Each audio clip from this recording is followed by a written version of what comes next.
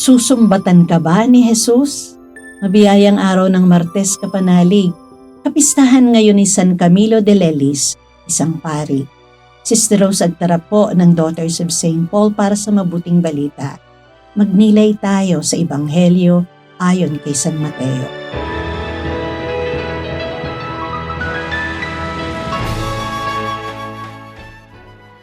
Sinimulang tuligsain ni Jesus ang mga bayang ginawa niya ng karamihan sa kanyang mga himala sapagkat hindi sila nagpanibagong buhay.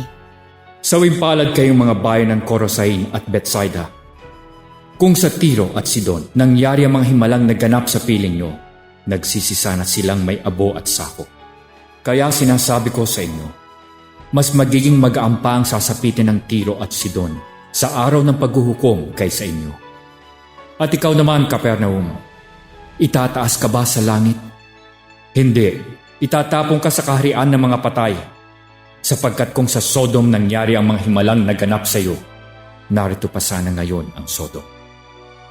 Kaya sinasabi ko sa inyo, mas magiging magaan pa ang sasapitin ng lupain ng Sodom sa araw ng paghuhukom kaysa inyo.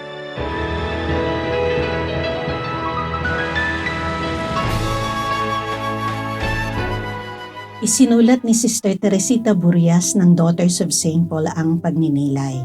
Naranasan mo na ba na sa kabila ng mga kabutihang ginawa mo para sa iba, ay parang walang kwenta kang tao sa paningin nila?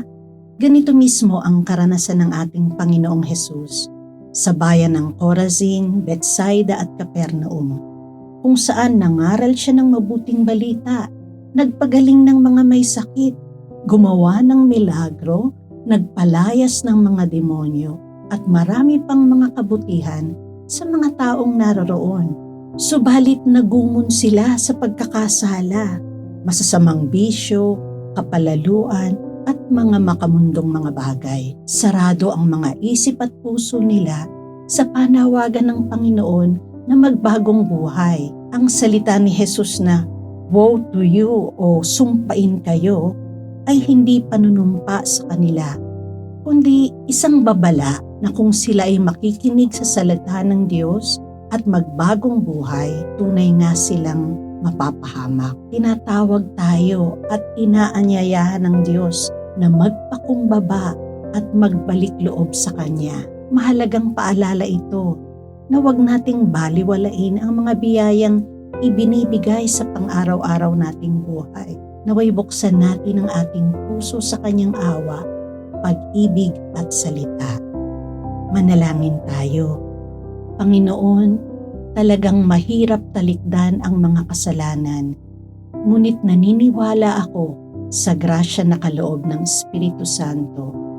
Naway bigyan niya ako ng lakas na magsisi at magbagong buhay upang maging kasangkapan mo para akayin ng iba patungo sa iyo. Amen. Mga kapanalig, maraming salamat po sa inyong suporta sa aming misyon, lalong-lalo na sa aming mga donors at sponsors.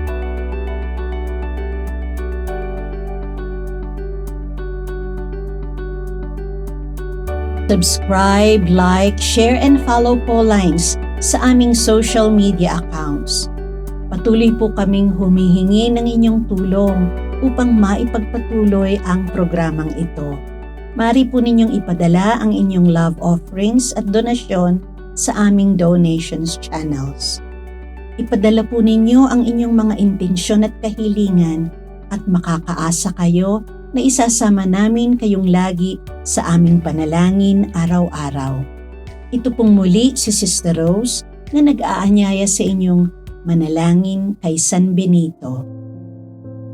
Mahal na San Benito, hinihiling ko na sa pamamagitan ng iyong banal na pagpapala, pangalagaan mo ako, ang aking mga mahal sa buhay at ang aming tahanan ngayon at araw-araw, upang hindi kami mahiwalay kay Jesus at Maria.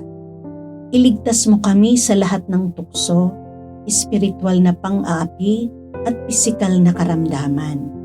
Hinihiling namin ito sa ngalan ni Jesucristong aming Panginoon.